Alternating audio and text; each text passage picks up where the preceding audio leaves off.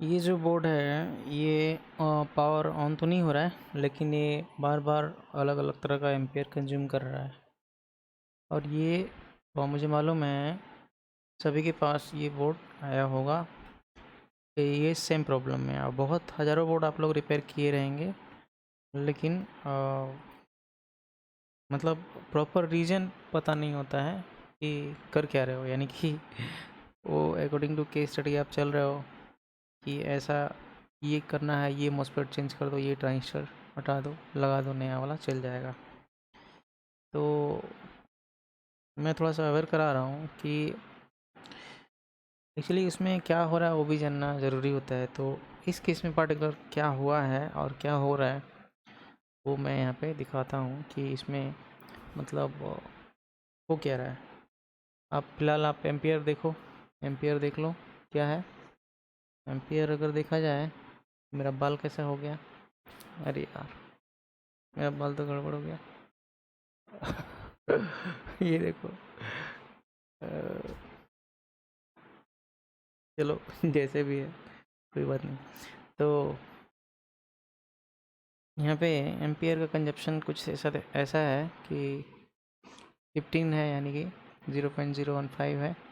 और ये सही नहीं है, सभी को पता है, क्योंकि इसमें 7 के आसपास आना चाहिए, 7 8 10 के अंदर आना चाहिए। और फिर से अब निकाल के एक बार लगाऊँ तो अभी 41 हो गया। है ना मैजिक।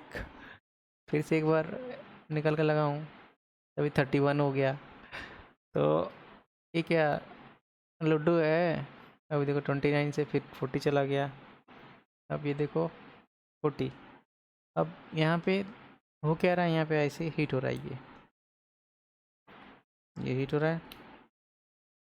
और अगर यहाँ का सप्लाई देखा जाए तो ये 3.2 वोल्ट या 3.3 वोल्ट के आसपास एलडीओ का सप्लाई मिल रहा है। वापस से ये हीट भी हो रहा है। अगर मैं थर्मल कैमरा का इस्तेमाल करूँ तो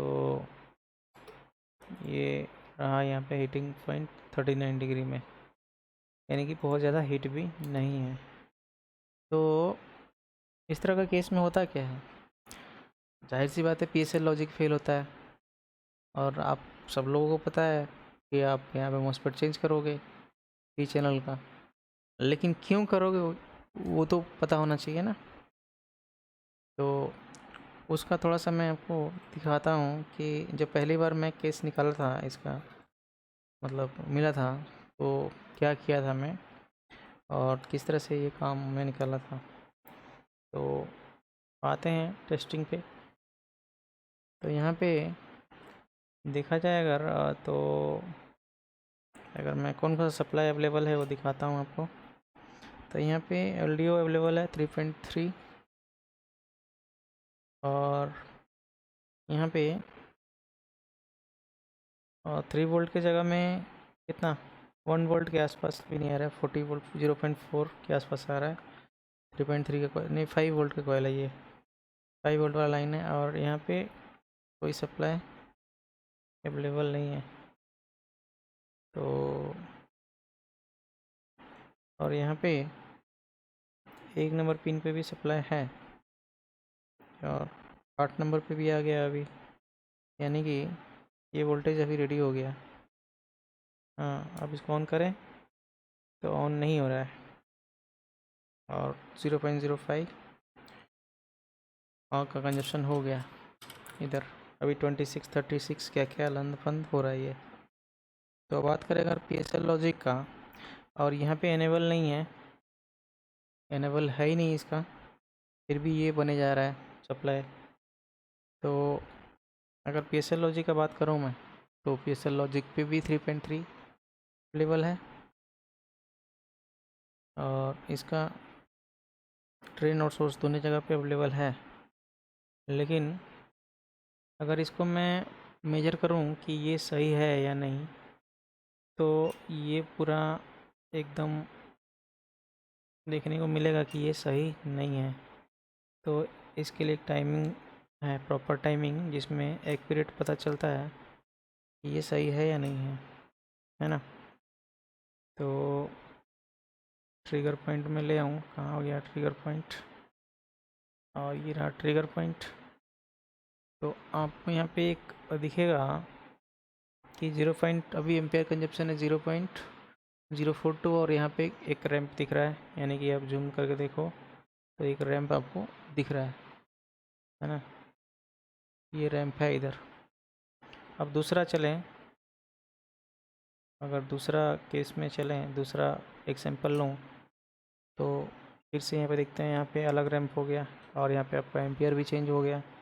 फिर से एक सैंपल लें तो फिर वही है, अलग हो गया। फिर से एक बार सैंपल लूँ तो अभी 40 है और ये अलग रैंप हो गया। और रहा बात इसका LDO ठीक है या नहीं, वो जान लें तो सही है। तो अब इसको मतलब ये जो लफड़ा हो रहा है इधर, इसको आइडेंटिफाई कैसे किया जाएगा कि ये दिक्कत कर रहा है।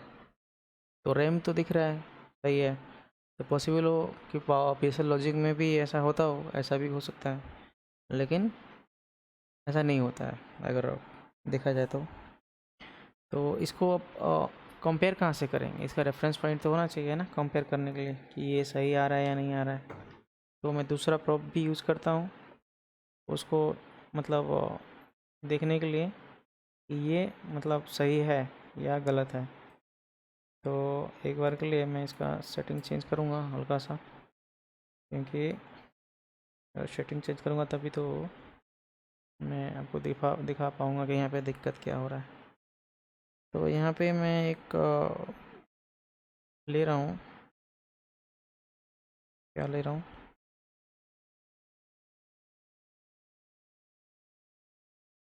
कि मैं यहाँ पे ऑफ करता हूँ पहले सिंगल मोड, वापस से DFC पे आ जाओ।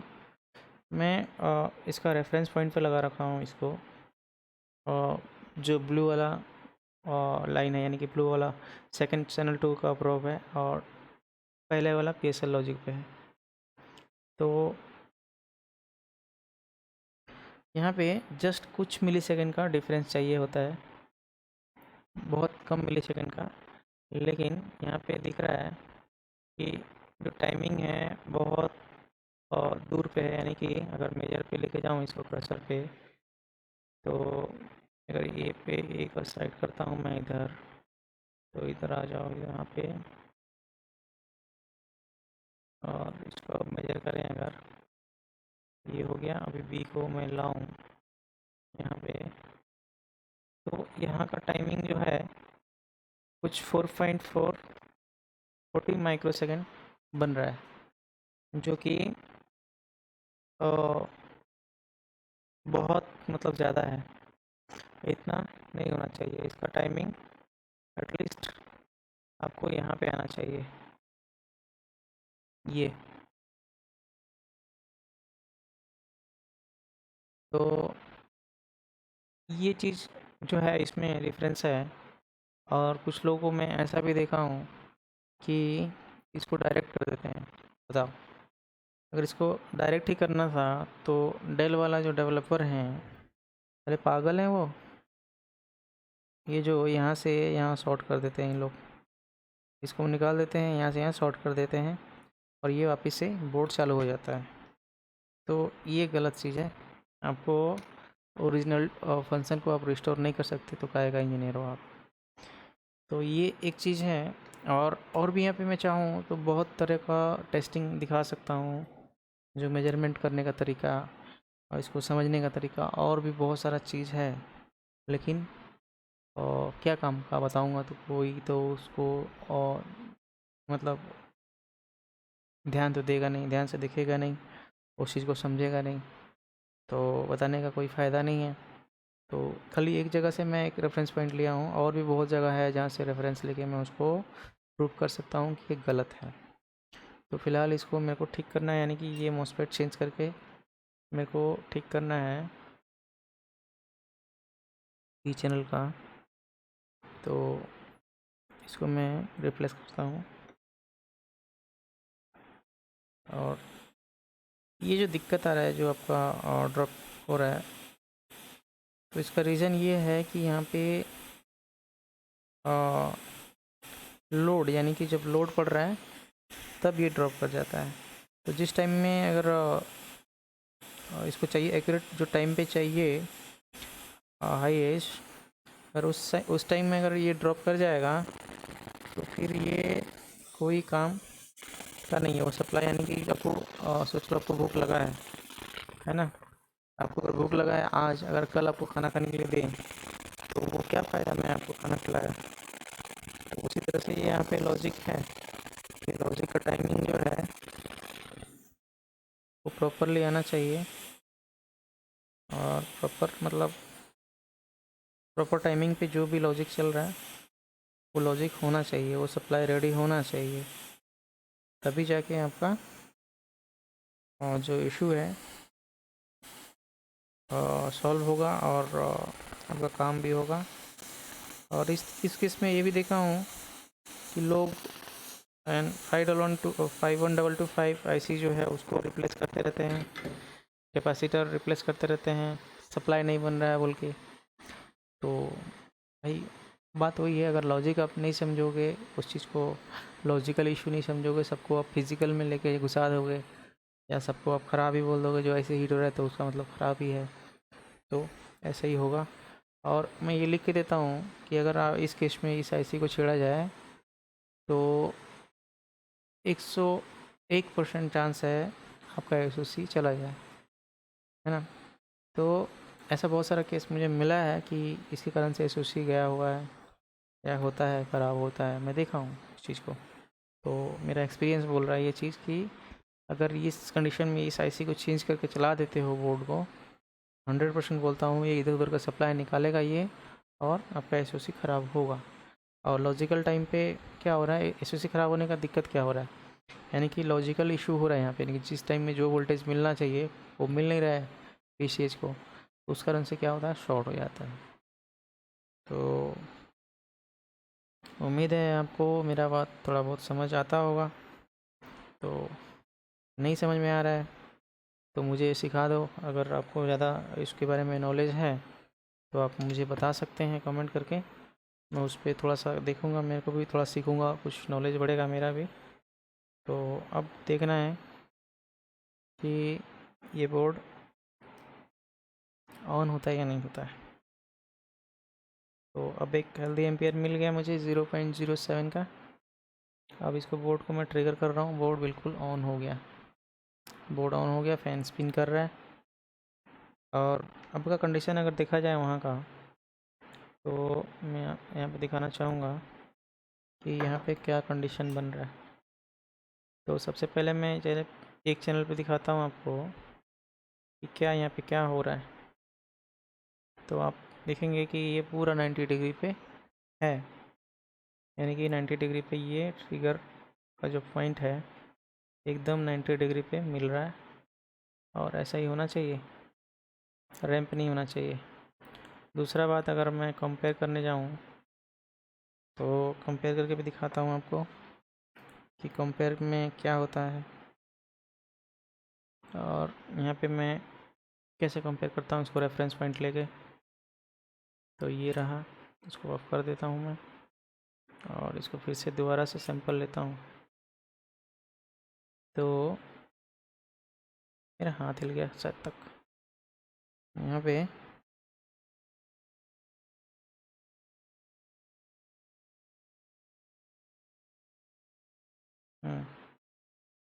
आप देखोगे एक अलग टाइमिंग मिल गया यहाँ पे, और एक अलग तरफ का वेव फॉर्म मिल गया। तो इसको पूरा मैं बंद करके एक बार डिस्चार्ज करता हूँ इस पर्टिकुलर सेक्शन को, ताकि ये जो है जो एक वेव फॉर्म जो ऊपर उठ के आ रहा है, थोड़ा सा रैंप दिख रहा है, नहीं दिखे। तो ये रहा, और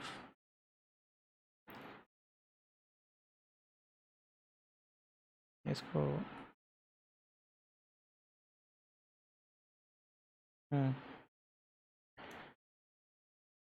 अभी जो चीज़ है, अब इसका वेव फॉर्म आप देखो कि अब इस तरह का जो वेव फॉर्म आ रहा है ये क्यों ऐसा आ रहा है, और इसका टाइमिंग अगर देखा जाए तो बिल्कुल अलग है, बिल्कुल अलग है और सही भी है। तो इस तरह से एक काम निकलता है, और प्रॉपर रीजन समझ के, प्रॉपर काम समझ के अगर हम काम करेंगे तो हमारा काम होता है प्रॉपरली। और एक रेफरेंस पॉइंट है, वहाँ से पूरा क्लियर मालूम चलेगा कि मतलब जो थोड़ा सा भी जो आपका दिक्कत, इसमें डिस्टर्बेंस दिख रहा है, वो भी क्लियर हो जाएगा। तो फिर से मैं एक बार सैंपल लेता हूँ और शायद ये सही नहीं हुआ, तो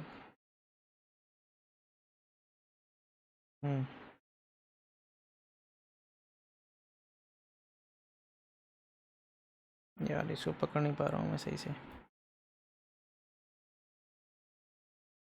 हम्म, तो ये एक तो दूसरा वेब फॉर्म मिला जो कि एक्यूरेट है पूरा। आप इसको भी आप देख सकते हैं कि टाइमिंग तो लगभग वही है, लेकिन यहाँ पे वेब फॉर्म अलग है, यानी कि रैंप नहीं है यहाँ पे। तो टाइमिंग भी कम हो गया है। और इस चीज़ का जो आप, अब मैं आपको बताने की कोशिश कर रहा था कि ये वही चीज़ है जो लॉजिकल इशू क्रिएट करता है। लॉजिकल इशू इस तरह के आते हैं, और ये जो प्रॉब्लम है इसको इस तरह से समझ के काम करना पड़ता है ना। अगर आप इसको, इस चीज़ को समझ के नहीं आप डायरेक्टली एग्जाम्पल जोड़ दोगे, है ना, या कहीं भी आईसी चेंज कर लोगे या पीसीएच में हीट लगा लोगे, आईओ चेंज कर लोगे, तो क्या फ़ायदा बनता है? कोई मतलब नहीं है। उसको घंटा घंटा लग के कोई फ़ायदा नहीं है। होता है क्या होगा, एसओसी ख़राब हो जाएगा अल्टीमेटली। टाइम नुकसान, कस्टमर का भी काम नहीं हुआ, एसओसी भी ख़राब हो गया, और वापस से आपका एक कस्टमर भी ख़राब हो गया। तो अब ये बोर्ड ऑन है फ़िलहाल। मैं इसका इस पर डिस्प्ले लाता हूँ, इसको चेक करेंगे और इस केस को क्लोज़ करेंगे। तो ये है इसका डिस्प्ले।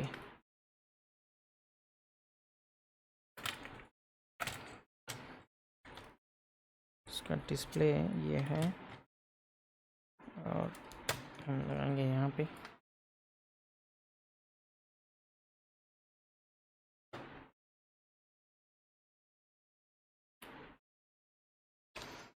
ये आ गया डिस्प्ले, यानी कि हमारा केस हो गया क्लोज। तो उम्मीद है आपको मेरा बात समझ में आया होगा। मिलते हैं नेक्स्ट वीडियो में।